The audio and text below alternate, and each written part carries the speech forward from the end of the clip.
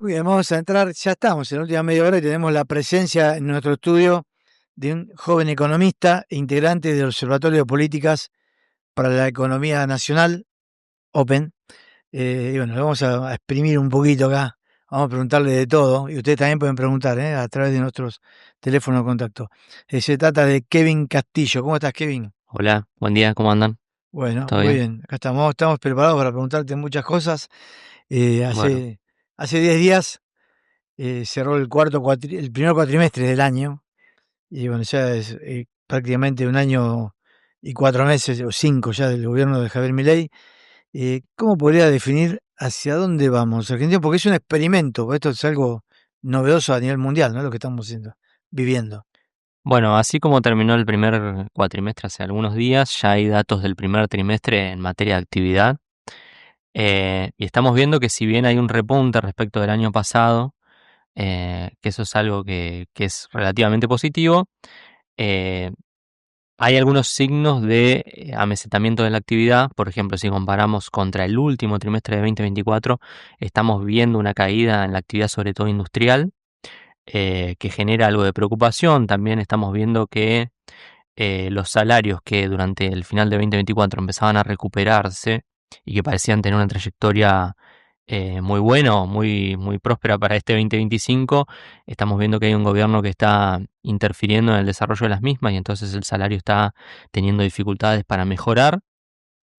Por el otro lado, tenemos también como otro elemento la política más cambiaria, más vinculada a lo cambiario del gobierno, donde salimos del cepo, que me parece que eso es algo positivo, es algo que siempre hemos recalcado que era necesario para que la Argentina tenga un sendero de crecimiento, por lo menos en el mediano o largo plazo. Así que eso lo podemos ver como algo positivo frente a las noticias negativas respecto a la actividad y a los salarios. Entonces, estamos en una economía que pareciera entrar en un rumbo de estabilización, finalmente, en donde pareciera que el programa del gobierno en ese aspecto eh, tendría un relativo éxito, a costa, obviamente, de unas condiciones de vida que podrían ser al menos cuestionables, ¿no? Sabemos que a finales de 2024 la pobreza en relación con 2023 se redujo y sobre todo con el primer semestre, donde hubo una gran explosión de la pobreza debido a las políticas de devaluación fuerte y de ajuste fiscal, que se acuerdan que en el primer semestre explotó el número de pobreza e indigencia y bueno, hacia el final del segundo semestre eso se estabilizó e incluso cerró por valores debajo de 2023.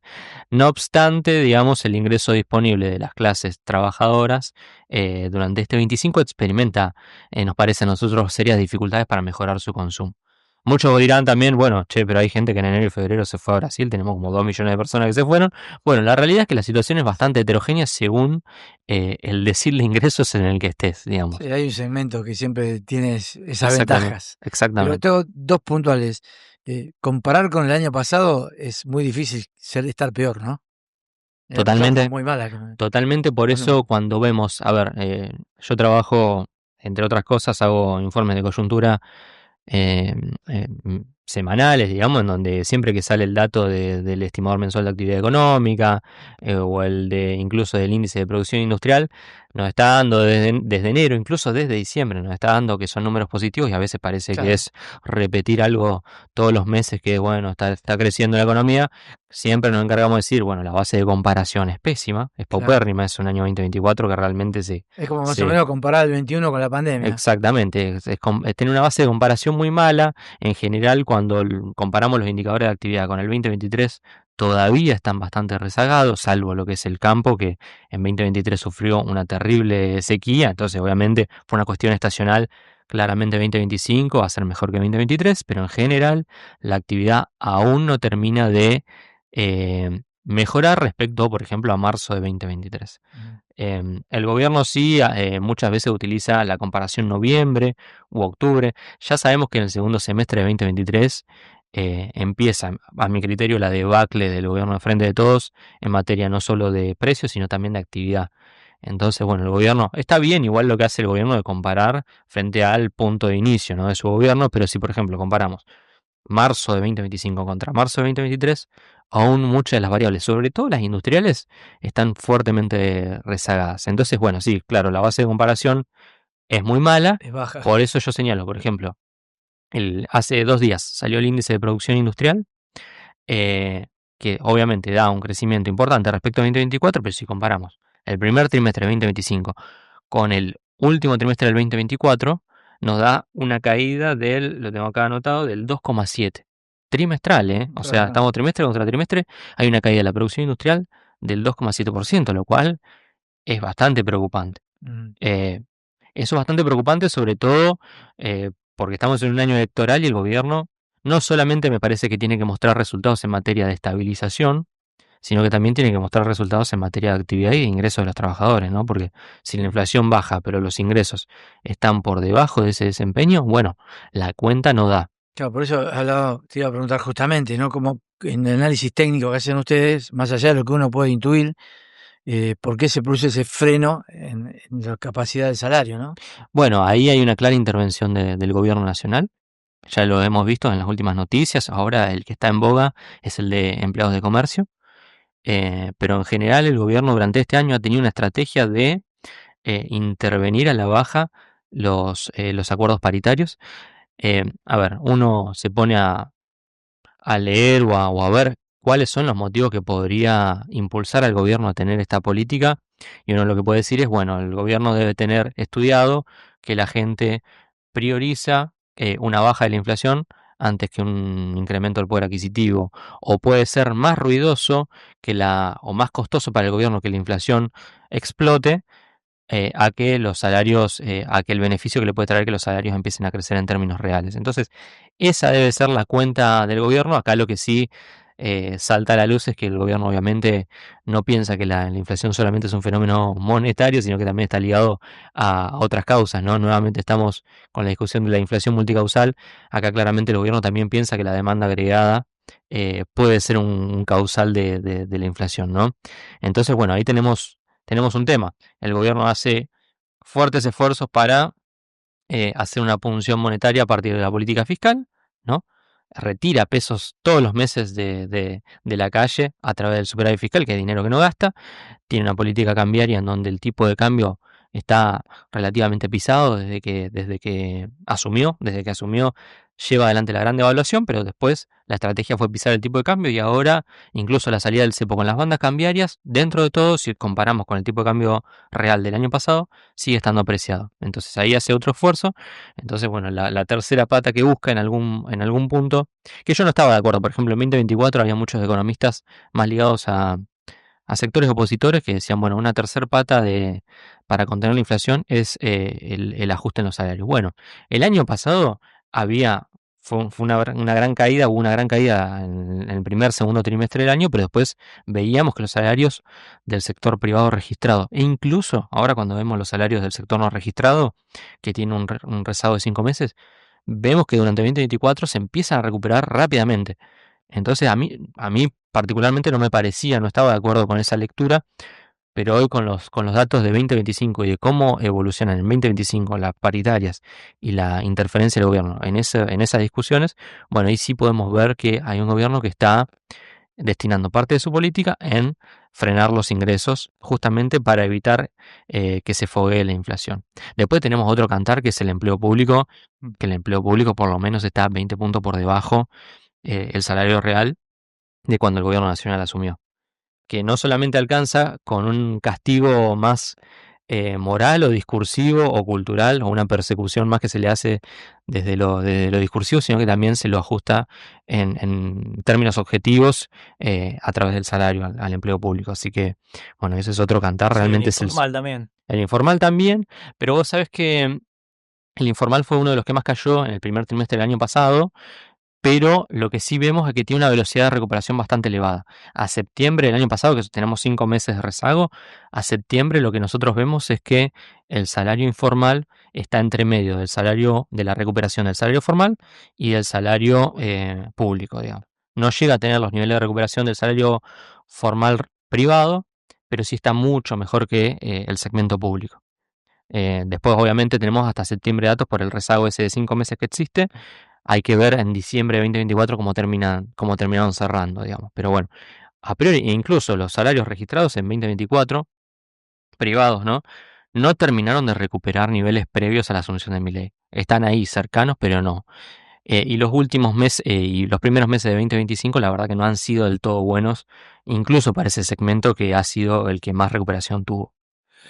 ¿Vos ves una Argentina con una macroeconomía estable, hasta crecimiento, pero con salarios bajos y poca creación de empleo?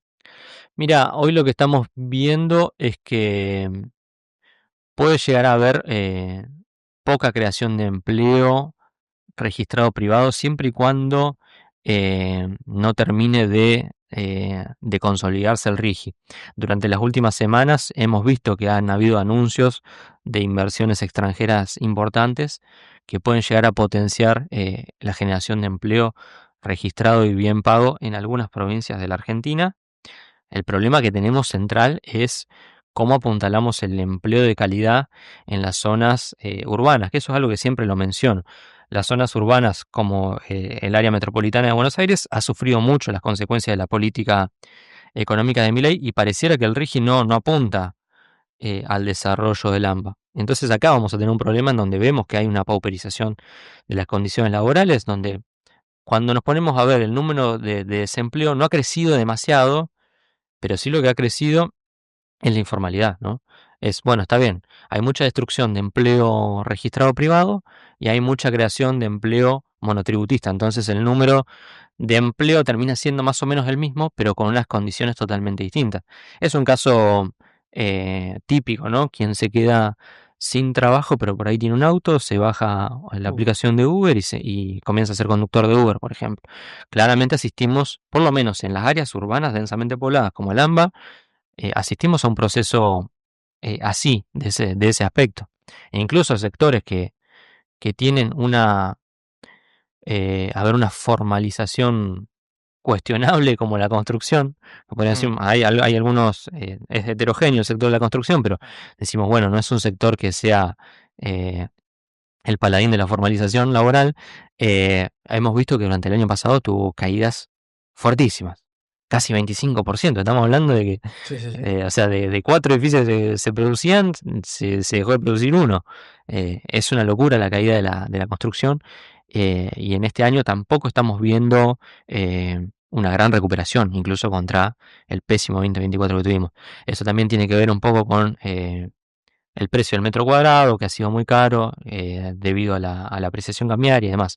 Entonces, en algún punto yo creo que vamos hacia una economía en donde se pueden recuperar algunos sectores o pueden tener un buen desenvolvimiento algunos sectores, sobre todo los primarios, ligados a la minería, a la extracción de petróleo, a la extracción de petróleo siempre y cuando los precios internacionales Claro. mejoren, porque estamos viendo que hoy se está complicando esa arista, lo cual no es positivo para el país, Claro. que un sector que apuntamos a que sea generador de divisas, sea con el gobierno que sea, uno puede estar Sí, sí, sí. de acuerdo con este gobierno, con el anterior o con quien sea, es un sector que me parece que es necesario para poder salir de la trampa esta que tenemos, la restricción externa, y lamentablemente con los precios internacionales que hoy tenemos, hoy se complican todos los emprendimientos vinculados al sector de hidrocarburos. Entonces, bueno, ahí tenemos un nuevo problema para la Argentina, pero incluso si eso se recuperase, estamos viendo que vamos hacia un país en donde el desarrollo de los sectores pasa más por los sectores primarios o extractivos en detrimento de los industriales, que se encuentran más en las zonas pobladas, áreas urbanas, e incluso de otras provincias. Bueno, yo soy de Tierra del Fuego, de Río Grande específicamente, la ciudad donde están todas las fábricas. Bueno, y también vemos que ciudades dependientes de la industria pueden llegar a tener grandes problemas. Porque el modelo económico está orientado hacia otros sectores, también porque hay una vocación aperturista del gobierno nacional que en algún punto eso permite que haya una mejora en los precios de los bienes que se comercian en la Argentina, pero también hay un corrimiento de la oferta, desde la oferta nacional a la oferta más internacional, también pasa con los autos. Sí. Por ejemplo, hay datos que vemos que crece la venta de automóviles, no sé si ven en la calle, vieron que, por ejemplo, la patente AG, ya estoy viendo algunas patentes que son AH, ¿no? Con lo que nos costó pasar la AF. La AF esa duró bastante. em, la AG pasó rapidito, hay bastante venta, se ven en los datos también que hay una venta hay un crecimiento de las ventas de automóviles, pero lo que estamos viendo es que la producción de automóviles nacionales claro, pero ¿qué es lo que estamos viendo? Que la producción de automóviles nacionales está cayendo. De importación. Y hay mucha importación de automóviles. Sí. Viene mucha importación de automóviles que están para satisfacer una demanda creciente, pero el sector productivo vinculado a automóviles está cayendo. Hay un número impactante, ¿no? Porque se habla que en estos momentos hay un 30% de importados, pero en 5 años va a ser el 70%. Sí, vamos hacia... En 5 años parece, no es mucho, es poco tiempo para un país. Es nada. No, pero aparte es extinguir una industria en 5 años, que es una industria que, a ver, yo soy defensor de la industria, soy fueguino, veo en general que hay muchas críticas hacia el régimen de Tierra del Fuego. Yo en general tiendo a defender las industrias, entiendo que cualquier industria que uno quiera desarrollar en la Argentina necesita cierto grado de protección. Después podemos discutir hacia dónde va los beneficios a protección, ¿no? Porque Claro. está bien, si en Tierra del Fuego van a 5 o 6 empresarios Claro. que son amigos del gobierno constantemente, bueno, eso lo podemos discutir, pero en general, yo que vengo de familia de trabajadores industriales, siempre estoy más a favor de defender las industrias, viendo cómo regularlas o viendo cómo morigerar algunos efectos negativos, pero en la Argentina cualquier industria que quieras desarrollar necesita cierta protección. Entonces, la realidad es que uno puede decir que el segmento de automóviles puede llegar a ser ineficiente, lo que sea, pero somos uno de los pocos países del mundo que produce automóviles. Entonces, bueno, en algún punto se está yendo contra un logro a nivel nacional que llevó muchos años y llevó esto, ¿no? Mucho esfuerzo. Después también podemos ver por qué un automóvil en Argentina nos sale más de $20.000, ¿no? Un 0 kilómetro, que bueno, eso realmente para el consumidor es algo muy nocivo. Pero bueno, me parece que vamos hacia una destrucción del sector que puede ser preocupante para las familias que dependen del mismo, ¿no? Después, obviamente, está el discurso del gobierno que, bueno, sector que se destruye, muchos de esos empleos terminan migrando hacia otros nuevos segmentos. Hoy no estamos viendo eso. Claro. Hoy estamos viendo que el empleo de calidad que se destruye migra a sectores más precarios. No estamos viendo que si vos trabajabas en una industria, bueno, pasás rápidamente a otro sector y cobras lo mismo o más y estás mejor. No, hoy lo que estamos viendo es que la destrucción de la industria que nos queda migra hacia el sector servicios y servicios con bastante precariedad. Así que... Sí, aparte en particular, el tema de los coches, justamente estos días estuvimos publicando algunos informes, hablando de un 42 a 50% de impuestos. También, y después, sí. En muchos casos, es más fácil conseguir comprar un auto con planes que mantenerlo, pues, porque los impuestos son caros, las patentes, ni hablar de la multa que le inventan muchas veces. Sí. No solamente en los municipios de acá de La Plata, Berizo, Ensenada. No, la ciudad de Buenos Aires sino también en otros tremendo. lados, claro. Y son altísimas las multas, no son claras las normas a veces, porque justamente se utiliza la multa para generar recursos, no para educar. Entonces, es un fenómeno que no pasa en otros lugares del mundo, donde Argentina tiene una renovación de flota promedio de 10, 12 años y en otros países son 4 o 5. Sí, totalmente. Entonces, todo eso también impulsa o no impulsa la industria. Es un sector que no está exento de polémicas, porque realmente esto, si una familia de clase media quiere acceder a un 0 kilómetro, es eso, estamos hablando de, por ahí paga más de $20.000, que es una locura en cualquier parte del mundo. Eso es algo que me parece que hay que discutirlo, pero bueno, también hay un desarrollo muy fuerte del sector de autopartes, por ejemplo, que no existe en todo el mundo, que bueno, me parece que debería haber más sintonía fina. El gobierno apela a otra estrategia, ¿no? A la de reducir los precios para el consumidor y en algún punto que se generen nuevos sectores más competitivos. Hoy no lo estamos viendo todavía y la transición puede ser un poco dolorosa si no se aplica cierto bisturí. Yo creo que el gobierno va a fondo con su estrategia. Veremos. También pasa con el sector textil, ¿no? También vemos, por ahí una camisa te sale más acá en Argentina que en otro país que por ahí se especializa en lo textil. Bueno, es discutible, pero bueno, me parece que no hay una política productiva detrás si eso es a lo que vamos, ¿no? No hay una política Y productiva. acá volvemos a lo que clara. hablaba recién de las condiciones de trabajo, que otros países que producen a gran escala y también con condiciones, digamos, de explotación prácticamente de sus trabajadores, están subsidiando las exportaciones. Entonces, Es muy difícil competir así. Totalmente, totalmente. Yo creo que por eso la única estrategia productiva que hoy existe es la reprimarización, que puede ayudar al gobierno a generar divisas, que puede ayudar a insertarnos en la cadena global de valor, en segmentos, en los primeros eslabones de los segmentos. Yo creo que puede resolver muchos problemas. Yo creo que quizás es una deuda del gobierno pasado, que es que siempre se planteó la dicotomía, ¿no?, entre la producción extractiva y la producción industrial. Yo creo que deberíamos arribar a un esquema en donde podamos desarrollar ambas, ¿no? No podemos desarrollar una industria sin generación de divisas, y hoy por hoy la generación de divisas pasa de una forma más sencilla, más rápida, a través del desarrollo de los hidrocarburos, del desarrollo del campo y del desarrollo de la minería. Yo creo que hubo mucho prurito en eso, mucha discusión excesivamente larga, y que en lo único que sí se avanzó fue en el sector de hidrocarburos, y hoy las mieles de esos beneficios las disfruta el gobierno de Milei, que justamente mucho de ese sector, mucho del desempeño actual de ese sector proviene de una planificación estatal de la cual el gobierno nacional reniega, ¿no? Pero es justamente eso lo que, por ejemplo, durante el año pasado junto al campo le dio cierto colchón de divisas y cierto alivio al gobierno, e incluso pudo contrapesar parcialmente la caída de la economía. Si esos dos sectores, si no había una recuperación del campo, y si no había un excelente desempeño del sector hidrocarburífero, la caída en la actividad económica iba a ser histórica.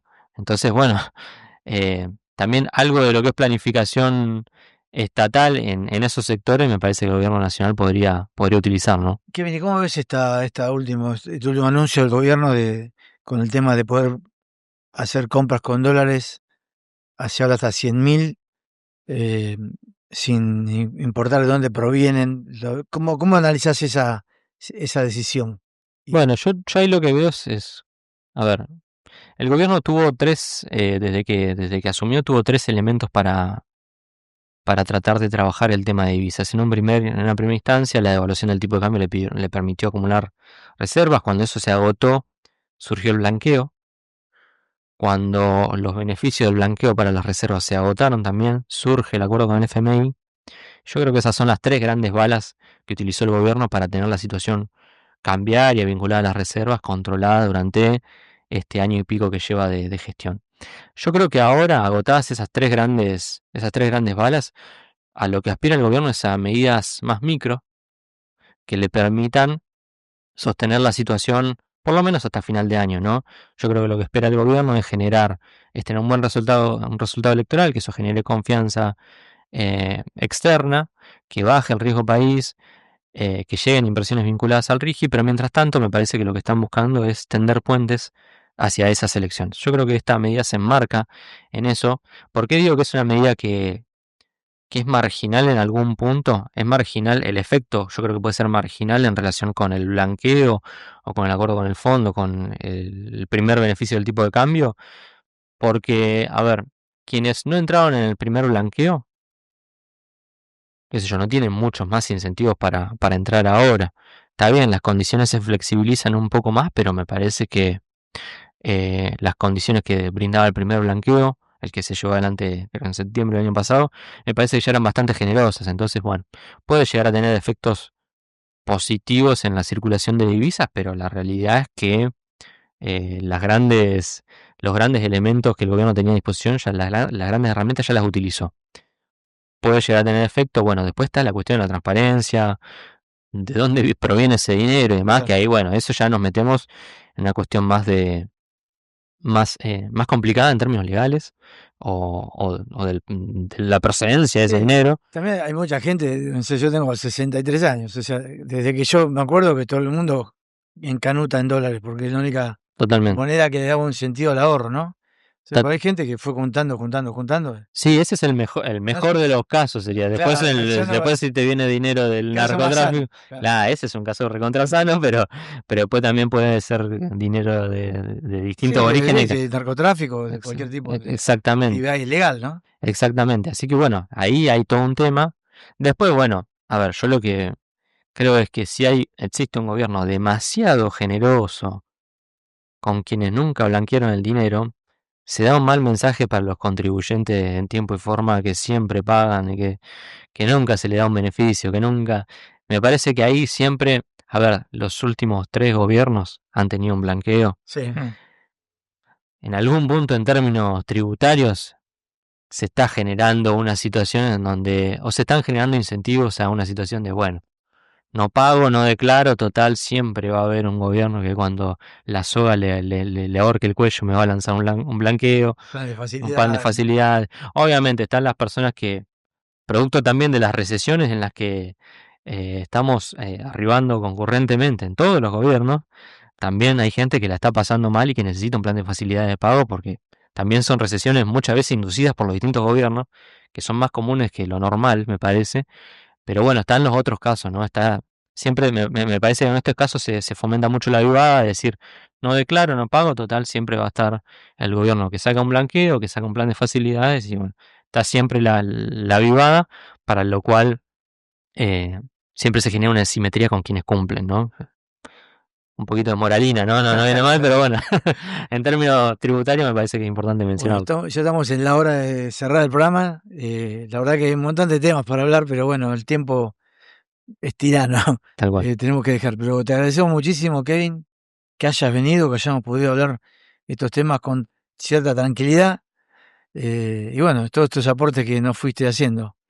Y bueno, te vamos a invitar para que resolvamos los temas pendientes Dale. en unos meses, a ver cómo Yo- vamos cambiando o no. Yo estoy contento porque acá una vez me preguntaron el año pasado, Sí, yo les dije, al último trimestre de 2024 va a mejorar la actividad. sí, Después me repreguntaron y yo sostuve. sí. Y sucedió. Y bueno, dijiste que... Eso sucedió, pero bueno, bueno, ahora también le digo que está cayendo de vuelta. fue lástima, claro. Claro, sí, sí, no. Pero vos también nos dijiste que Milei tenía, si cumplía con sus promesas de campaña, tenía que sacar el cepo de inmediato. Sí, Y y no lo no, hizo. no lo hizo. Tardó un ratito. Bueno, igual Sí. tampoco es que salió el cepo del todo, ¿no? Siempre No hay que salió del aclarar todo. eso. Pero bueno, eso es Dio el paso. una noticia positiva, esa sí. Claro. Tal cual. Teóricamente en el 26 se elimina definitivamente. Sí, tal cual. Bueno, muchas gracias. Bueno.